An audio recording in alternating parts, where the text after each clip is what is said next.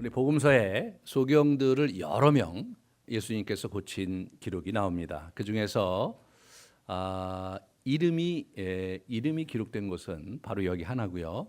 이분이 그 바디메오입니다. 아마도 초대교회 때 상당히 유명한 일을 이루었던 사람이 아닐까 생각을 합니다. 이분이 이제 여기 이제 이렇게 기록되어 있는데 실제로 8장에도 마가복음 8장 22절에도 보면 한 사람이 한 맹인을 데려왔을 때 예수님께서 그를 고쳐주셨던 기록이 나옵니다. 지금 이 두 기록이 이렇게 흘러가면서 지금 이 마가가 나름대로 예수님께서 단순히 육신의 눈을 여시는 것이 아니라 우리 영적인 눈도 함께 여는 그런 일들을 하고 계시다는 것을 우리에게 지금 얘기를 해주고 있습니다. 우리가 치유와 회복 시리즈를 우리가 오늘 이렇게 쭉 가고 있는데 특별히 오늘은 우리의 영혼의 치유와 우리의 영혼의 갈망을 정말 붙들고 주님 앞에 회복되는 우리의 육신을 넘어서서 우리의 영이 주님을 붙드는 거기까지 가는 그 치유를 우리가 오늘 기대하면서 이 말씀을 나누고자 합니다. 바디메오는 길에 앉아서 구걸을 하고 있었습니다. 일반적으로 고대도 그렇고 최근까지도 사실은 저희 나라도 같은 경우 맹인들 같은 경우 이렇게 구걸을 많이 하셨어요. 구걸을. 그리고 이제 우리 그 전철에서 이렇게 보시면 뭐 버스 이런 데서 이렇게 와서 구걸하시고 지금도 그런 분들이 덜어 있는 걸 보게 되는데 이 고대로부터 있었던 그런 상황입니다. 이분이 이제 구걸을 하는데 오늘 보시면 네가 무엇을 원하느냐? 내가 보기를 원합니다 할 때 이 보기를 원한다는가 다시 보기를 원한다. 원어로 그러고 다시 보기를. 그래서 이제 이게 무슨 얘기냐면 이분이 어렸을 때는 눈이 이제 보이셨다가 중간에 이렇게 시력을 잃어가는 그런 형태로 간 우리 이 친구가 이 바디메오입니다. 그가 길가에서 구걸하고 있었는데 그런데 사람들이 막 이렇게 사람들이 막 웅성웅성하면서 막 여러 사람들이 이렇게 지나가는 거예요. 누가복음에 보면 이분이 그 무슨 일이요? 라고 이렇게 물었는데 나사렛 예수가 지금 가고 계십니다. 이렇게 얘기를 했을 때 이분이요 갑자기 소리를 외치면서 다윗의 자손이요 나를 불쌍히 여기소서 하고 이분이 소리를 치는 그렇게 하는 예수님께 이게 자기의 그 안타까움을 아뢰는 그런 요청을 하고 있는 장면을 보게 됩니다.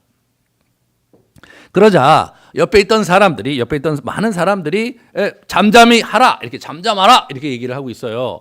이게 이제 어떤 의미가 있냐면 그 당시에 그 맹인들에 대해서 좀 이렇게 폄하하거나 우리 지난번에 문둥병자도 죄악시했듯이 맹인도 좀 죄값을 치르는 거다 이런 생각을 그 당시에 하고 있었다고 그래요.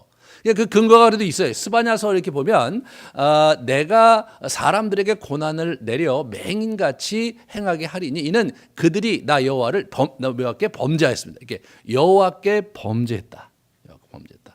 그렇게 저런 말씀들이 구약에 있거든요. 실제로 그렇다고 해서 모든 맹인이 그런 건 아님에도 불구하고 저런 것들을 가지고 이렇게 맹인들을 이렇게 하대하는 그런 풍조가 그 당시에 있었습니다. 근데 실제로 요한복음 9장에 맹인을 고치는 장면에서 예수가 길을 가실 때 날 때부터 맹인된 사람을 이렇게 보면서 제자들이 얘기를 합니다. 라비요, 이 사람이 맹인으로 난 것이 누구 죄로 말미암습니까? 이렇게 자기입니까? 아니면 그의 부모님입니까? 이거 누가 얘기하냐면 제자들이 그 얘기를 하고 있는 거예요. 제자들이 그 얘기는 뭐냐면 그죠? 이분들이 이제 유대교 자체가 신앙적인 차원에서 아마 이 맹인은 뭔가 어렸을 때 죄를 지었거나 부모가 죄를 지었기는 저렇게 됐다. 이렇게 사회적 통념이 그렇게 돼 있었던 거예요. 예수님이 바로 잡아주시죠. 이 사람이나 그 부모의 죄로 그런 게 아니라 하나님의 뜻 가운데 있기 때문에 그렇게 된 것이다. 이런 얘기를 해주시는데 어찌됐든 간에 이분이 이제 이렇게 구걸을 하고 있는데 사람들이 웅성웅성 지나갔을 때 그 무슨 일이요 여보게들 무슨 일입니까? 이렇게 얘기했을 때 그 유명한 나사렛 예수께서 지금 가고 계셔. 이렇게 얘기하니까 이 사람이 막 불쌍히 여겨달라고 막 기도를 했는데 사람들이 이보게 그 조용히들 하게 이렇게 얘기를 한 거죠. 왜냐하면 그 오늘 본문에 보면 무리들이 그랬던 거라고 나오는데 누가복음에 보면 앞서가는 자들이 다시 말해서 예수님이 이제 워낙 사람들 많고 그러니까 다른 데 보면 뭐 제자들이 이렇게 예수님을 호위하듯이 이렇게 사람들 밀치는 거 막고 이렇게 지나갔던 그런 장면들이 많은데 아마 이날도 여리고의 그 도시니까 사람들이 많아갖고 많은 무리가 오니까 아마 그런 장면이 이제 이어졌던 것 같아요. 그래서 이 사람들이 이제 가는데 이제 시끄럽게 하니까 이보게 조용하게 이렇게 얘기했는데 이 맹인 바디메오가 더 큰 소리로 다윗의 자손이요, 다윗의 자손이요, 나를 불쌍히 여겨달라고 이렇게 막 간절히 간곡하게 외치는 절규를 이제 이렇게 오늘 보게 됩니다. 그런 장면에 예수님께서 그를 불쌍히 여기십니다. 불쌍히 여기셔서 그렇죠, 머물러 섭니다. 서서 그를 불러요. 그러니까 또 사람들이 또 재밌어요. 사람들이 조용하라 꾸짖는 사람들인지 다른 사람일 거라는 생각이 드는데 이보게 정신 일어나래. 일어나서 그래서 당신을 부르고 있다고 얘기를 하는 장면이 이제 오늘 옆에서 또 이렇게 얘기해 주는 장면이 오늘 있죠. 거기 표현을 그대로 보면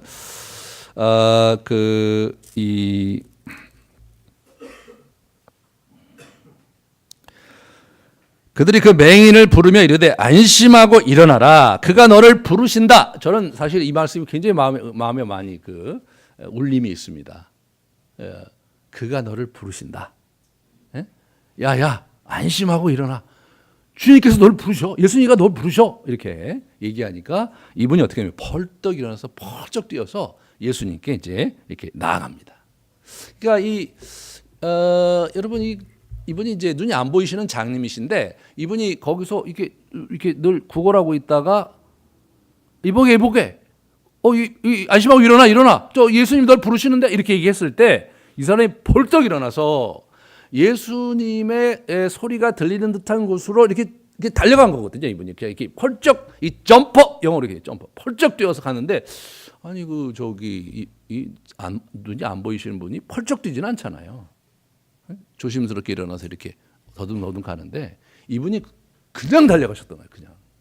이게 이제 예수님의 눈에 보이는 거죠. 사람들이 이렇게 있다가 저기 눈이 안 보이는 분이 막 오니까 여기 그쪽이야 이쪽 막 이렇게 했을 것 같아요. 그래서 이제 예수님 앞에 이렇게 딱 갔는데 예수님께서 뭐라고 그러냐면 내가 널 위해서 뭘 해주기 원하냐 이렇게 물으십니다. 다른 데는요, 여러분, 다른 데서는 그냥 고쳐주셨거든요.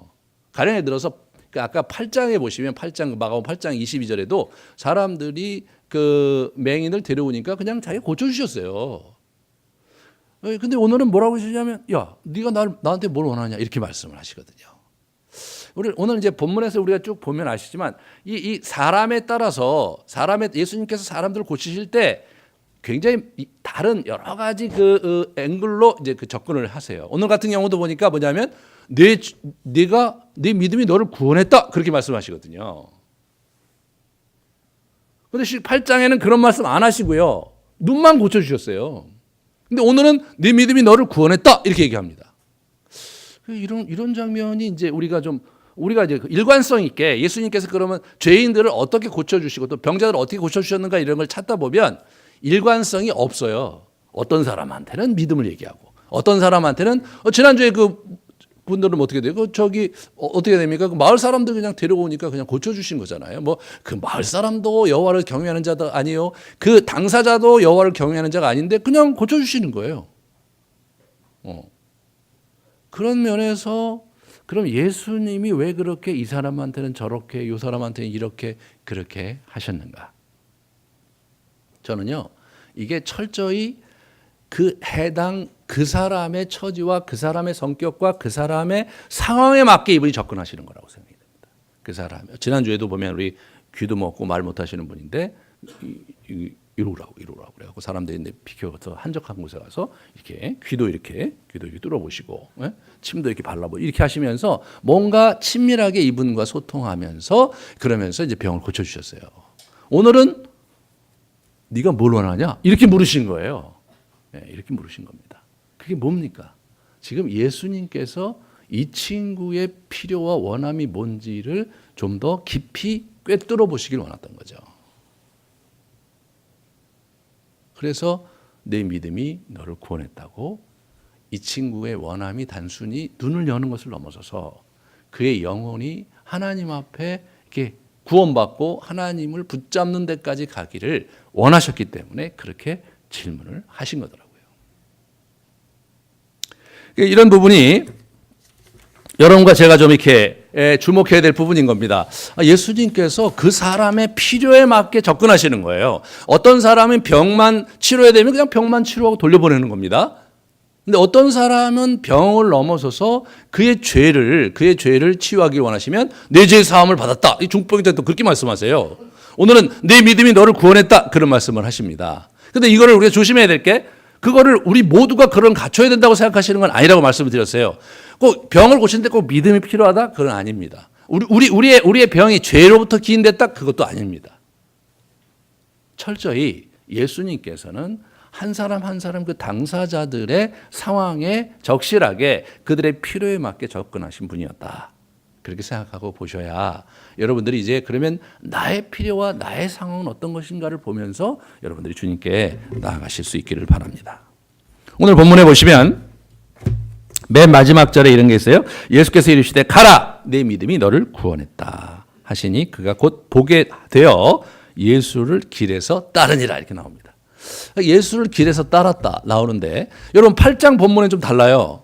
8장 본문에서 그 맹인을 고쳐주셨는데 8장 22절 그 본문에서 보면 맹인을 고쳐주셨는데 거기를 제가 좀 읽어드릴게요. 거기는 전혀 태도가 다르신 걸 보게 됩니다.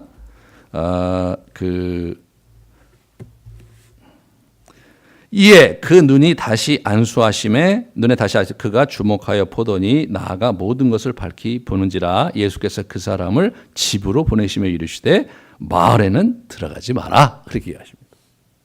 네. 또 우리 그 거라사 광인은 예수님이 이렇게 배 타고 돌아갈 때 같이 가려고 하는데 너는 따라오지 마라 너희 집에 가라 이런 얘기를 하십니다. 또 어떤 사람들은 내가 너를 고쳐줬다고 다른 사람한테 절대 얘기하지 마라. 그죠? 그러니까 사람마다 다르게 대하셨는데 이 바디메오에게는 굉장히 이례적으로요. 이 사람이 따라오는데 받아주셨어요. 그죠? 따라간 걸로 나오는 거예요. 따라간 걸로. 그렇다면 이 사람이 이 이후에 아마도 신앙생활을 예수님 따라다니면서 많이 했을 것이고 초대교회에 어떤 굉장한 간증거리를 만든 그런 삶을 살다 가신 분들입니다. 이 신약 성경에 이름이 나온 사람들은 범상한 사람들이 아닙니다. 왜냐하면 이 신약이 기록될 당시가, 이 복음서가 기록될 당시가 60년대에 기록으로 되어 있어요. 예수님은 AD 30년 전에 돌아가셨거든요. 그리고 부활하시고 승천하셨는데 실제로 그분들의 예수님에 대한 얘기가 이렇게 회자되다가 이제 30년 후인 60년대에 기록이 됐어요. 근데 그 기록이 될 때 이미 어떻게 되냐면 그 예수님을 만난 사람들이 교계의 지도자가 돼 있거나 또는 순교하거나 돌아가셨거나 이런 상황인 거예요. 그러니까 그분들이 나중에 어떻게 됐는지를 이분들은 다 알고 계시잖아요. 알고 계신 상황에서 그 사람들의 이름이 나온 겁니다. 그렇기 때문에 특별한 이름의 의미들이 다 그 당시에 의미 있는 사람들의 이름이 나오는 거예요. 가령 예를 들어서 우리 바울의 그 같은 동역자들 이름이 나와요. 어떤 사람 이름이 안 나오고 그러는데 그 동역자들의 이름을 나오는데 제가 터키에 사역하신 그 선교사님하고 얘기하다가 제가 알게 된 게 뭐냐면 자기가 거기서 그 동방정교의 그 자료들을 이렇게 쭉 찾으면서 알게 된 게 너무나 놀라웠던 게 뭐냐면 바울의 동역자들은 한 사람도 예외 없이 순교당했더라. 예? 브리스길라와 아굴라, 디모데, 디도, 마가, 누가 다 순교됐습니다. 그러니까 저는 그 얘기 듣고 가슴이 찡해지더라고요. 이분들 이렇게 사시다가 순교로 자기 인생을 맞으셨구나. 네. 이 글을 쓴 마가도 이집트의 알렉산드리아에서 복음을 전하다가 순교하셨습니다. 아마도 이 바디메오도 당시로서는 이때 예수님을 쫓아가서 자기의 성한 눈을 가지고 아마 복음을 전하든가 어떤 커다란 일들을 감당하면서 자기의 여정을 간 사람이었을 것이라는 생각이 듭니다. 주님은 소경 바디메오가 그죠? 자기가 여러 소경을 고쳤는데 펄쩍 뛰어오른 놈은 그놈 하나잖아요. 예? 소경이 펄쩍 뛰어서 자기에게 달려오는 것을 보면서 저 친구는 단순히 눈을 고치기 위해서 나한테 달려오는 것이 아니라 그의 영이 하나님을 붙잡고 하나님을 갈망하는 모습으로 오고 있다는 것을 느끼신 거죠. 느끼신 거예요. 이제 제가 사람들을 위해서 기도를 하잖아요. 기도를 하면 특별히 그 마음에 갈망이 있거나 그 마음에 또는 애통함이 있으면요. 그 갈망이 있으면 갈망이 느껴지고 애통함이 있으면 애통함이 느껴지고 어두움이 있으면 어두움이 느껴집니다. 그래서 이제 안수하거나 기도할 때 아주 조심스러운 게 이제 그런 거거든요. 아, 이분이 정말 이러시구나를 나름대로 느껴요. 물론 이제 오늘 기도하러 오실 때도 조심스럽게 오지 않으셔도 됩니다. 그냥 뭐 크게 큰 문제는 아닌데. 제 얘기는 무슨 얘기냐? 제 얘기는 예수님께서는 보시면 아셨다는 거죠. 이렇게 딱 오는 볼새를 보시면 알잖아요. 그럼 그냥 고쳐주셔야 되는데, 야, 너 뭘 원하냐? 다시 보기를 원한다. 뭘 원하냐? 다시 보기를 원한다라는 그 태도와 어조 속에서 이 친구 안에 있는 영혼의 갈망, 하나님 나라에 대한 갈망을 읽으신 거죠. 네 믿음이 너를 구원했다. 그렇게 말씀하신 거잖아요. 그러니까 이분이 눈을 뜨기를 원합니다가 단순히 이 사람은 육의 눈을 뜨기를 원합니다를 넘어서서 예수님이 갈파하신 것은 내가 하나님 나라를 보기 원하고 내가 당신을 보기 원한다고 이분이 이해하신 거예요. 그래서 내 믿음이 너를 구원했다고 하신 것입니다. 이 부분을 참 저와 여러분이 잘 주목하실 수 있기를 바랍니다. 이 영적으로 눈을 뜨는 것이 예수님 정말 기뻐하시는 거거든요. 그래서 이제 8장 22절에서 벳세다의 소경을 고치셨어요. 그리고 나서 그 이후에 있던 사건들이 뭐냐면 우리 그 가이사라 빌립보에서 중간고사를 치르시거든요. 제가 늘 얘기하는데 그 문제가 중간고사 문제가 두 개였잖아요. 하나는 사람들은 나 보러 누구라 하느냐. 사람들이 얘기하니까 그럼 너희는 나를 보러 누구라 하느냐. 그랬더니 베드로가 정답을 얘기했습니다. 주는 그리스도시요 살아계신 하나님의 아들입니다. 그 수속. 그래서 그 사람이 수속 제자인 거예요. 저 중간고사에 수속했잖아요, 이 사람이. 그런데 그러고 나서 예수님께서 처음으로부터 이제 어떻게 얘기하시냐면 내가 고난을 받고 십자가에 못 박혔다가 3일 만에 부활할 거라는 그런 말씀을 그때부터 하기 시작했어요. 그런데 제자들이 그걸 잘 이해를 못하는 거예요. 그래서 오늘 본문까지 어떻게 되냐면 자그마치 3차례나 이분이 고난받고 3일 만에 부활할 것을 말씀하시는 장면이 그 안에 쭉 나오는 거예요. 그리고 오늘 얘기가 어떻게 되냐면 이게 어디로 올라가냐면 에루살렘으로 올라가는 겁니다. 이 에루살렘으로 올라가는 여리고 다음에 에루살렘이시거든요. 올라가는 여정이 어떻게 되냐면 거기서 돌아가시거든요. 그러니까 지금 이 마가는요. 지금 베세다 소경 사건과 바디메오 소경 사건을 이렇게 배치하면서 그 안에 제자들이 무지몽매해서 아직까지 영적인 눈을 뜨지 못하고 있었는데 이 사건이 이게 돌아보니까 이게 그런 의미가 있었다고 그렇게 이해된 것을 쭉 배열해 놓은 건데 잘 생각해 보시면요. 마가가 누구의 제자였냐면 베드로 사도의 제자였습니다. 초대교회 전승에 의하면 마가는 어떻게 마가복음을 기록했냐? 그것은 베드로의 설교를 듣고 그것을 쭉 정리해서 그죠? 이렇게 거기에 기록했다고 그렇게 전승에 나옵니다. 다시 말해서 이 배치는 저는 베드로의 배치일 거라고 생각이 돼요. 베드로는 자기가 그때 예수님께 그 잘못 생각했잖아요. 자기가 중간고사 수석해서 엉뚱한 소리를 했거든요. 엉뚱한 소리를 하고 잘 모르고 많이 헤매다가 결국 예수님의 예수님을 3번이나 부인했던 그런 경험을 했던 베드로였기 때문에 자기가 그 마지막으로 예수님께서 예루살렘을 가는 도상에서 예수님의 소경을 그렇게 고치시고 바디메오를 고치는 장면에서 자기는 아무것도 몰랐고 영적인 눈이 어두워져 있었던 것을 이분이 이제 이렇게 깨달으면서 이 이야기를 그렇게 풀어가신 그분의 설교가 이런 내용을 했기 때문에 마가가 그렇게 기록했다고 우리가 생각해 볼 수 있습니다.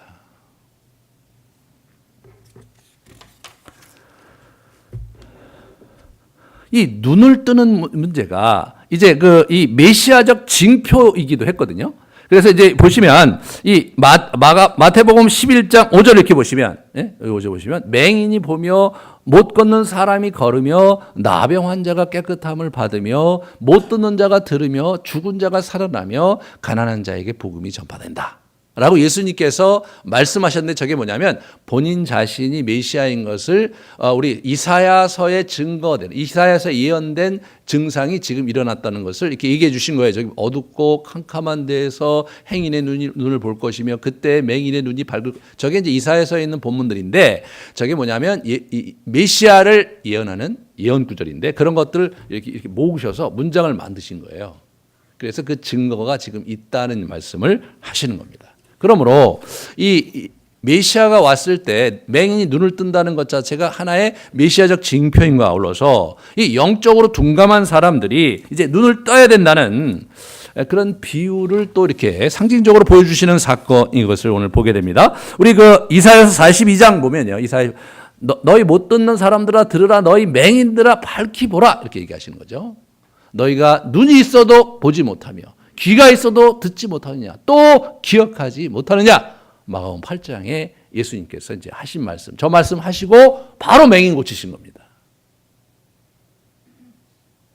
여러분과 제가 이 육신의 병을 고치는 거, 이거 참 이게 우리가 이제 그런 기도를 하고 있는 건데 그것을 넘어서서 우리의 영적인 눈이 띄어지고 우리 내면의 영혼이 이렇게 치유되고 회복되고 그분의 빛 가운데 정말 온전해지는 그런 역사를 오늘 우리가 구하기를 원합니다. 이런 부분에서 이제 마태와 바울과 그리고 베드로의 맹인에 대한 저 예수님의 가르침을 갖고 이분들이 계속 얘기하신 걸 봐야 돼요. 자, 마태는 뭐라고 정리를 했냐면 바리새인들을 그 사람들을 본 거예요. 그냥 두라, 그들은 맹인이 되어 맹인을 인도하는 자로다. 바리새인들, 율법주의자들이 맹인이라고 얘기를 하고 있습니다. 예수님 그렇게 하신 거예요. 그 다음에 23장, 마태복음 23장을 보시면 화 있을 저 눈먼 인도자여, 어리석은 맹인들이여 어느 것이 크냐, 뭐 이래가면서 야단치시는 거예요. 그러니까 하나님의 계시와 하나님의 섭리를 잘 모르고 막 인도하고 있는 지도자들에 대해서 아주 강하게 질타하신 거거든요.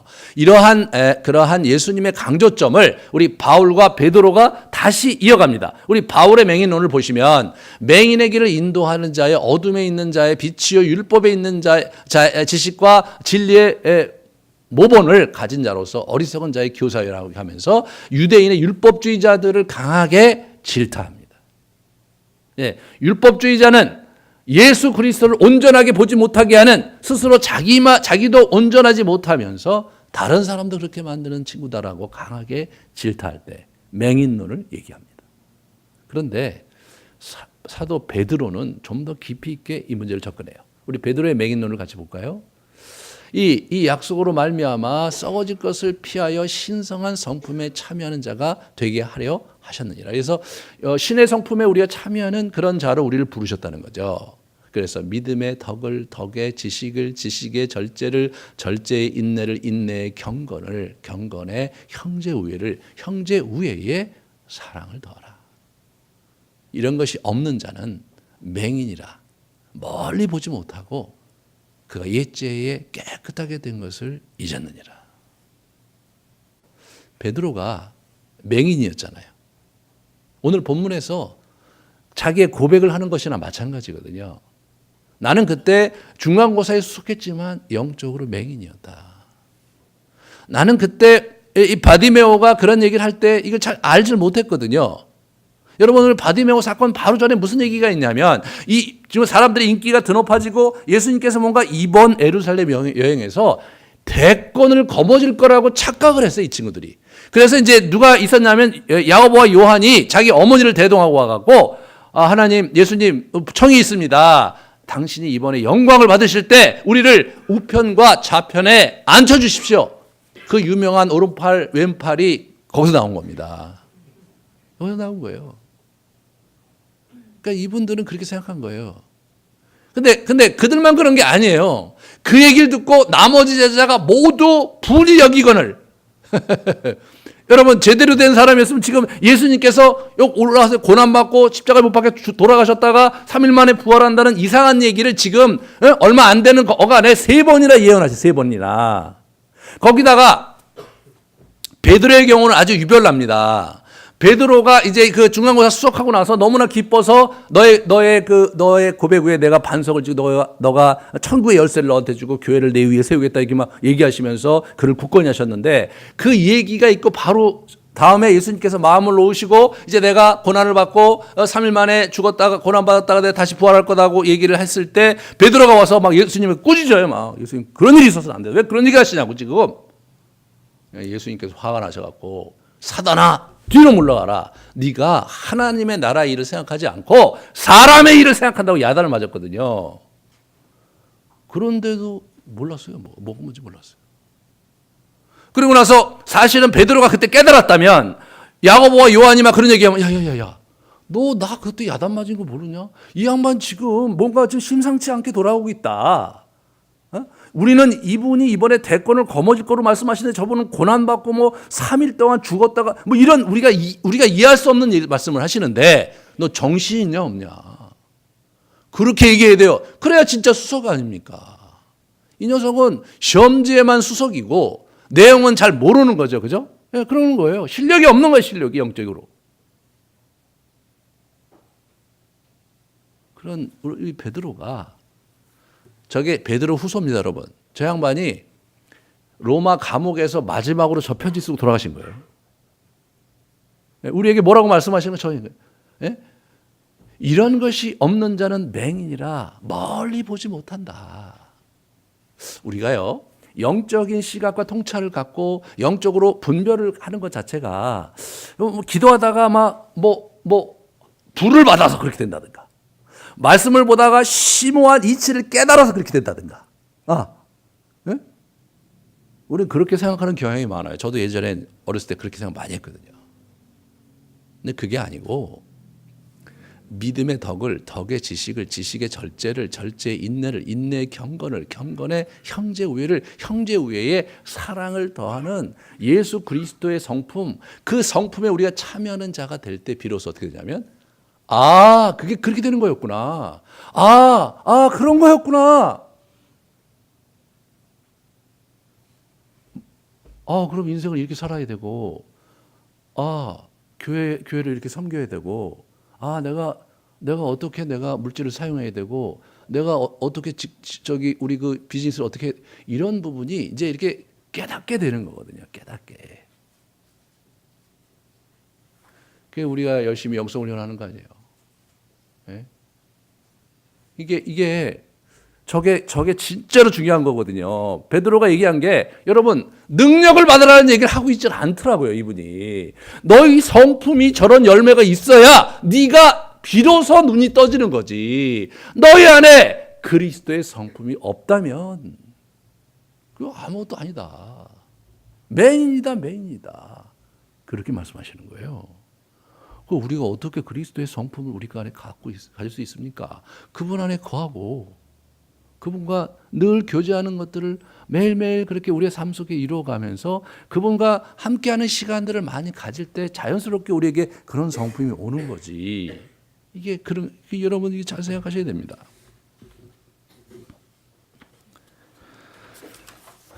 그런데 여기서 우리가 한 가지 굉장히 중요한 영적인 비밀을 알아야 되는 것은 오늘 이 소경 바디메오가 기도할 때 주 예수 그리스도시여 다윗의 자손이여 나를 불쌍히 여기소서 이게요 저런 그 영적인 길을 가는 데 있어서 비밀의 문을 여는 열쇠와 같은 그러한 기도문이었던 거예요.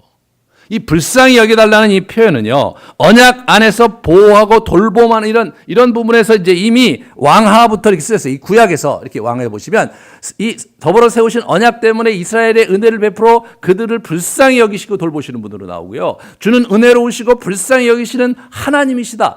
은혜로우시고 불쌍히 여기시는 분으로 구약에서 언급이 되어 있습니다. 그런데 언약에서 벗어나면 어떻게 되느냐? 그것이 이제 보세요. 그 다음 걸 이렇게 보여주시면 내가 너를 불쌍히 여기지 아니하며 긍휼히 여기지도 아니하고 내 행위대로 너를 벌하며 이렇게 나옵니다. 나도 분노로 갚아 불쌍히 여기지 아니하며 그죠? 내가 그들을 불쌍히 여기지 아니하여 사랑하지 아니하며 아끼지 아니하고 하나님의 언약을 떠난 사람들, 하나님의 언약을 배반하고 반역하는 자들에게 내가 더 이상 너희를 불쌍히 여기지 않겠다. 그게 너희의 벌이다 이거예요. 하나님의 은총과 하나님의 불쌍히 여겨주심으로 인생들이 사는 거거든요. 그게 끝나면 그냥 하나님께서 의도적으로 우리에게 벌을 내시지 않는다 하더라도 이 세상 속에서 이리 치이고 저리 치인 데다가 그리고 악한 영이 우리를 공격함으로 우리가 무너지는 거거든요. 그냥 놔두면 그냥 자동적으로 무너지고 넘어지게 돼 있거든요, 우리가. 그분의 은총과 불쌍히 여겨주심이 우리에게 절대적으로 필요한 이유입니다. 그런데 이 불쌍히 여겨달라는 저런 불쌍히 여겨주심이 하나님과 우리 사이에 굉장히 중요한데 불쌍히 여겨달라는 기도가 이제 있었던 거예요. 그게 이제 모세의 기도부터 나오는 거예요. 모세의 기도가 시편 90편인데 한번 보겠습니다. 시편 90편에 모세가 어떻게 얘기하는지 돌아오소서 언제까지니까 주의 종들을 불쌍히 여기소서. 이 시편 90편이에요. 여호와를 섬기는 제사장들은 낭실과 제단에서 울며 이르기를 여호와여 주의 백성을 불쌍히 여기소서. 저 모세가 저렇게 기도하고 우리 저 제사장들이 저렇게 기도하는 거예요. 만군의 여호와가 이르노라 너희는 나 하나님께 은혜를 구하면서 우리를 불쌍히 여기소서 하여보라 이렇게 얘기하면서 이 말라기가 이제 야단칠 때 그래도 나는 이제 너희들이 그 불쌍히 여겨주지 않을 거다. 왜? 너희들이 언약을 어겼기 때문에 그 얘기를 하시는 거예요. 그러니까 구약에 불쌍히 여겨달라는 기도문이 구약에 이렇게 도도하게 흐르는 기도문이었어요. 이것이 신약으로 넘어옵니다. 자, 신약으로 넘어오면 이 예수님께서 예수님이 우리를 보시고 불쌍히 여기시니 그는 그들이 목자 없는 양같이 고생을 큰 무리를 보시고 불쌍히 여기시고 과부를 보시고 불쌍히 그러니까 예수님도 성부 하나님처럼 불쌍히 여겨주시는 분이에요. 그런데다가 사람들이 예수님께 요청할 때 불쌍히 여겨달라고 요청을 하는 겁니다. 여기 보시면 가나안 여자도 주 다윗의 자손이여 나를 불쌍히 여기소서. 세리도 불쌍히 여기소서 나는 죄인으로서이다. 오늘 우리 바디메오도 다윗의 자손이여 나를 불쌍히 여겨달라고. 이게 거의 공식적인 기도 문구인 거예요. 근데 참 재밌는 건 뭐냐면 가나안 여인이 유대교인들도 아니고 여호와가 뭔지도 모르고 기도가 뭔지도 모르는 사람인데 자기 딸이 지금 귀신 들렸기 때문에 와서 예수님께 요청할 때 불쌍히 여겨달라고 해요. 주 다윗의 자손이여 나를 불쌍히 여기소서. 이분은요 신앙인이 아닌데 그럼에도 불구하고 그렇게 기도했을 때 예수님께서 반응하시는 분인 거죠. 이분은요 긍휼이 많으신 분으로 나오는 거예요. 그래서 불쌍히 여겨달라고 예수님 나를 불쌍히 여기세요 할 때 툭 건드리면 그냥 그 긍휼이 흘러나오는 그런 분으로 성경이 묘사를 하고 있는 겁니다. 이것을 초대교회 우리 선배들이 주목했던 거예요. 여기서 예수 기도가 나온 겁니다. 초대교회 우리 선배들이 기도를 할 때 어떻게 해야 될지 모르니까 구약에 이제 시편을 갖고 낭독하면서 많이 기도를 했고요. 그 다음에 이제 복음서를 암송을 하면서 기도를 했다고 그래요. 암송을 하면서 이제 이렇게 일을 하면서 보험서를 이렇게 암송을 하는 거예요. 낭독을 해주면 그걸 암송하고 되뇌이면서 그러면서 자기 마음에 감동이 있으면 그걸 갖고 기도한 거예요. 우리가 지금 그거 하려고 하는 거예요. 이제 예배 끝나고 우리가 우리 묵상하면서 그거 하는 거거든요. 그게 초대교회 우리 선배들이 그렇게 한 거예요. 그러면서 주님을 만났거든요.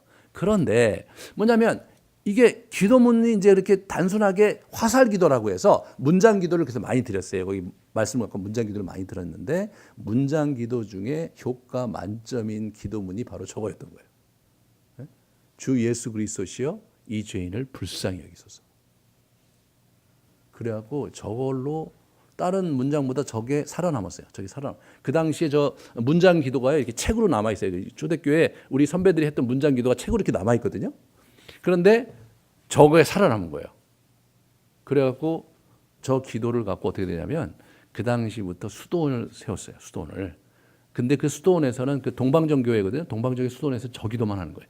그러니까 옛날에 동로마와 서로마가 하나 있을 때 기독교 국가였거든요. 근데 이제 서로마가 분리되면서 서로마에 있는 기독교와 이 동로마에 있는 기독교가 나뉘어졌는데 서로마는 뭐냐면 로만 캐톨릭이라고 그래요. 동로마는 동방 정교회라고 그래요. 그래서 그리스 중심으로 이집트 그다음에 러시아 이게 흘러가는 거거든요. 그러니까 이런 부분에서 이제 어떻게 되는 겁니까? 이게 동방정교회가 사실은 로만 캐톨릭보다 훨씬 더 정통이고 훨씬 더 초대교회의 전승을 많이 갖고 있어요. 그런데 이분들이 참 재밌는 게 뭐냐면 3세기, 4세기에 이분들이 이집트에 수도원도 세우고 지금 여러분 여기저기 수도원이 있는데 여러분 거기가 그 지역이 시리아도 그렇고 터키도 그렇고 이런 데가 있는데 그런 지역이 지금 이슬람권임에도 불구하고 거기 동방정교의 수도원이 지금 남아있는데 재미난 것은 라이브하다는 거예요. 거기에 여전히 이 그리스도인들이 거기서 이 동방정교회 그 우리가 같은 라인에 있는 이분들 우리는 이제 서방 카톨릭에서 나오긴 했지만 다 기독교거든요. 기독교 하면 동방정교회, 로만 캐톨릭, 그다음에 개신교 그렇게 세 개가 기독교라고 그러거든요. 근데 이제 그분들이 거기서 지금도 그 기도를 하고 있다는 거예요. 제가 인터넷에서 그거를 제가 미국에 있을 때 그걸 본 거예요. 그래서 아니 여기가 이슬람인데 거기 수도원이 있으면 나는 뭐 사찰이 뭐 있겠지 그러고 했는데 거기 수도수들이 있더라고. 이 사람들이 지금 여기 왜 와 있냐 그랬더니 그 사람들이 예수 기도하고 있다는 거예요. 그러면 그 서방 종교에는요, 이 로만 캐톨릭 수도회는 기도 방법이 여러 가지들이 갖고 있어요. 자기들 나름대로. 근데 이분들은 3세기, 4세기부터 지금까지 주 예수 그리스도시여 이 죄인을 불쌍히 여기소서 그 기도를 하면서 지금까지 수도 생활을 하고 있는 분들이 있어요. 근 2000년 동안. 대박이죠. 여러분 이 기도를 이제 우리가 많이 하는데 이 기도 정말 대박입니다. 이게 약간 좀 주문처럼 생각될 수도 있는데 전혀 보면요. 구약부터 이게 꿰뚫고 있고 예수님 당시에 많은 사람들이 그렇게 하나님께 기도했을 뿐만 아니라 예수님께 기도했는데 뭐냐면 효과가 아주 좋은 거예요. 복음서를 가만히 읽어보세요. 복음서를 가만히 읽어보면 중간중간에 하나님께 뭔가 구할 때 예수님께 구할 때 다윗의 자손 예수여 이 죄는 불쌍히 이게 여기저기 나와요. 그런데 그때마다 가만히 보세요 여러분. 예수님이 반드시 응답하십니다. 너무 재밌어요. 그러니까 초대교회 우리 선배들이 복음서를 다 외웠거든요. 그 외우면서 안 들어왔겠어요? 그게 굉장히 유명한 문구인데, 이거 봐라, 이거 이렇게 기도하니까 예수님 움직이셨네. 자기들도 그렇게 해봤는데 굉장히 큰 은혜를 누려서 지금까지 있는 거예요. 주 예수 그리스도시여 우리를 불쌍히 여기소서. 주 예수 그리스도시여 이 죄인을 불쌍히 여기소서. 주 예수 그리스도시여 이 죄인을 불쌍히 여기소서 그렇게 하는 거예요. 자, 최근에 좋은 책이 나왔어요. 한번 제가. 지난 10월에 나왔습니다. 저게 여러분 예수 기도의 실천 교본에서 19세기에 쓰여진 거거든요. 번역을 했어요. 올해가 가기 전에. 비싸지도 않습니다. 더 좋은 것은 두껍지도 않아요. 그래서 여러분들 한번 사서 읽으시면서 예수 기도에 한번 심취해 보십시오. 기도가 너무 쉬워요. 자, 보세요. 이제 우리가 기도할 때 주 예수 그리스도시여 제가 가슴이 아픕니다. 고쳐주세요. 주 예수 그리스도시여 내 아들이 아토피입니다. 고쳐주세요. 주 예수 그리스도시여 내 아들이 마음이 아픕니다. 치유해 주세요. 주 예수 그리스도시여 우리 가정에 재정이 필요합니다. 그런 거예요. 주 예수 그리스도시여 불쌍히 여기소서 우리 가정에 재정을 주십시오. 주 예수여 불쌍히 여기소서 내 어머니의 병을 낫게 해주십시오. 주 예수여 불쌍히 여기소서 내 마음의 병을 고쳐주세요. 이렇게 나오는 거예요. 그렇게 하는 거예요. 그 기도를 하는데 저기 책에 보면 그 두 번째 문장보다도 주 예수 그리스도시여 이 죄인을 불쌍히 여겨달라는 기도를 계속 하는 거예요. 그거를 하루에 1000번, 2000번 이렇게 쭉 하면서 이게 자연스럽게 내 삶에 그 기도가 쭉 깔리도록 하는 거예요. 이게 그 기도가 쭉 깔리면 그러면 어떻게 되냐면 늘 주님과 어떻게 되냐면 교감하는 커넥션이 있기 때문에 그렇기 때문에 아무 때나 그분의 임재 속에 기도할 수 있어요. 항상 기도하라는 명령을 우리 동방정교회 우리 선배들은 그렇게 했고 저것이 20세기 들어서까지 그렇게 서방에 안 알려져 있다가 최근 들어서 저게 알려지면서 전 세계에 예수 기도 운동이 다시 일어나고 있습니다. 저는 처음에 저거를 접했을 때 이거 좀 약간 좀 주문 같다 그래서 처음에는 안 했어요.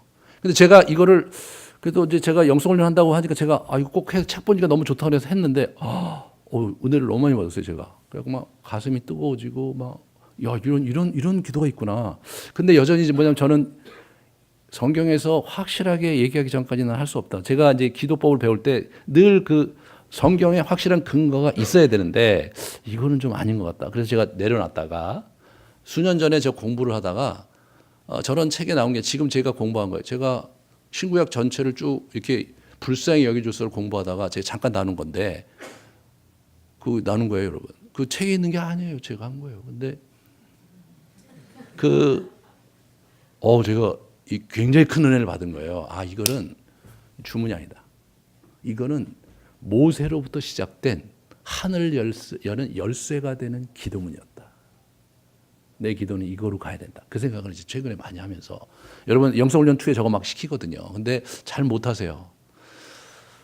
한번 하자고요. 어차피 여러분 기도 잘 못하시잖아요. 진짜 평소에 기도 잘 안 되올 때 여러분 몇 번 이렇게 주 예수 그리스도시여 이 죄는 불쌍히 여기소서 몇 번 이렇게 하시면서 그 다음에 여러분 기도 제목 드리고 주 예수 그리스도시여 불쌍히 여기소서 여러분 기도 제목 드리고 이렇게 하시는 거 이렇게 주고받으면서 이렇게 하시다 보면 여러분의 기도 생활이 많이 달라지고 어디서든 어떤 시간이든 우리가 기도할 수 있습니다. 바디메오가 그 비밀을 알았기에 그의 눈도 고쳤을 뿐만 아니라 그의 인생을 바꿨습니다. 오늘 우리 다시 한번 제가 이 본문을 2번 낭독할 때 바디메오의 기도를 가만히 보시고 예수님의 반응도 보시고 주변에 있는 사람들 반응을 보면서 여호와 하나님께서 예수 그리스도께서 여러분에게 또 어떻게 말씀하시는가를 잘 붙드실 수 있기를 축원합니다. 자, 같이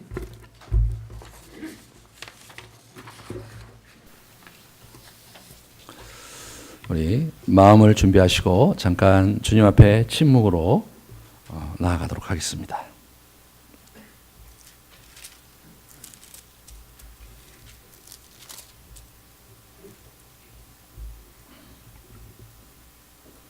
두 번 제가 봉독할 테니까 가만히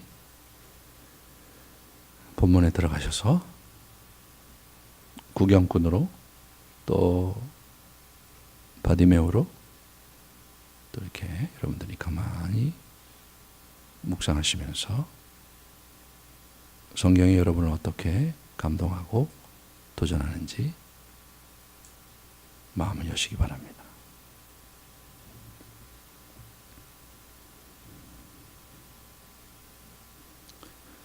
그들이 여리고에 이르렀더니 예수께서 제자들과 허다한 무리와 함께 여리고에서 나아가실 때에 디메오의 아들 맹인 거지 바디메오가 길가에 앉았다가 나사렛 예수시란 말을 듣고 소리질러 이르되 다윗의 자손 예수여 나를 불쌍히 여기소서 하거늘 많은 사람이 꾸짖어 잠잠하라 하되 그가 더욱 크게 소리질러 이르되 다윗의 자손이여 나를 불쌍히 여기소서 하는지라. 예수께서 머물러 서서 그를 부르라 하시니 그들이 그 맹인을 부르며 이르되 안심하고 일어나라 그가 너를 부르신다 하매 맹인이 겉옷을 내버리고 뛰어 일어나 예수께 나아오거늘 예수께서 말씀하여 이르시되 내게 무엇을 하여 주기를 원하느냐. 맹인이 이르되 선생님이여 보기를 원하나이다. 예수님께서 이르시되 가라 내 믿음이 너를 구원하였느니라 하시니 그가 곧 보게 되어 예수를 길에서 따르니라.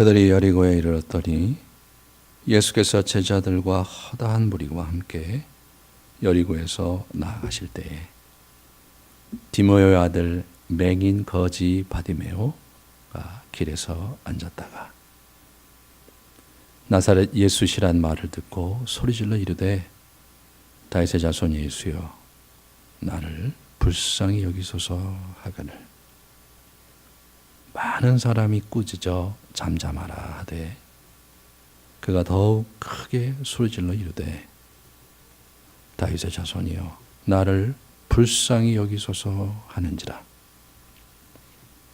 예수께서 머물러 서서 그를 부르라 하시니 그들이 이 맹인을 부르며 이르되 안심하고 일어나라 그가 너를 부르신다 하매 맹인이 겉옷을 내버리고 뛰어 일어나 예수께 나오거늘 예수께서 말씀하여 이르시되 내게 무엇을 하여 주기를 원하느냐. 맹인이 이르되 선생님이여 보기를 원하나이다. 예수께서 이르시되 가라 내 믿음이 너를 구원하였느니라 하시니 그가 곧 보게 되어 예수를 길에서 따르니라. 아멘. 묵상에 들어가시겠습니다.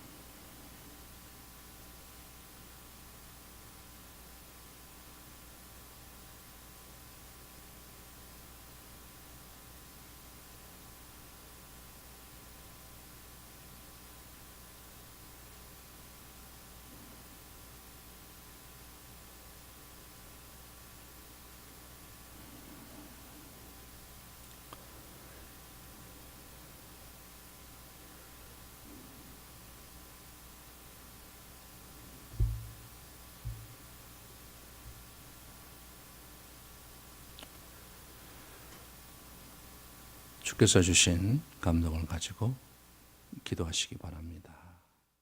우리가 주 예수여 우리를 불쌍히 나를 불쌍히 여겨달라고 하면서 여러분의 병을 또 여러분의 마음의 병을 고쳐달라고 먼저 기도하시고 그리고 여러분의 가정의 가족들의 마음의 병과 육신의 병을 불쌍히 여겨달라고 하나님께 구하는 시간을 갖겠습니다. 같이 우리 기도하겠습니다.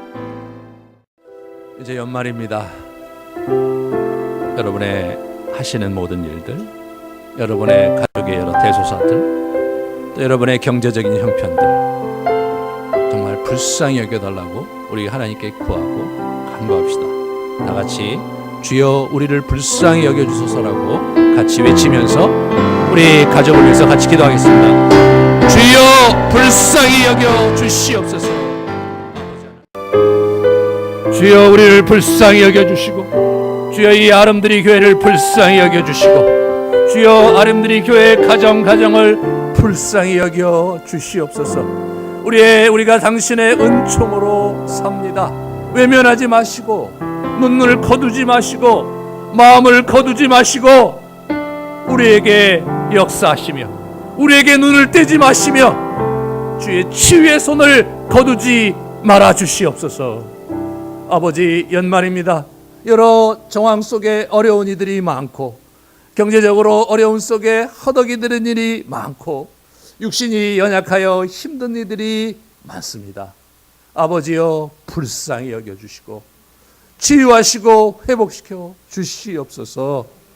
이제는 우리 가운데 오셔서 불쌍히 여김의 기도를 들으시고 불쌍히 여겨주신 예수 그리스도의 불쌍히 여겨주심과 불쌍히 여기는 마음을 가지고 예수 그리스도를 이 땅에 보내시고 우리를 불쌍히 여겨주시는 하나님의 놀라우신 은총과 무너진 우리를 불쌍히 여겨주시고 아픈 우리를 불쌍히 여기시며 치유의 은총과 능력을 베푸시는 성령 하나님의 놀라우신 불쌍히 여겨주심이 이 자리에 불쌍히 여김을 받고자 기도한 귀한 우리 성도님들 머리 위에 그리고 이들이 불쌍히 여겨달라고 중보한 영혼들의 머리 위에 이제로부터 영원토록 함께 있을지어다.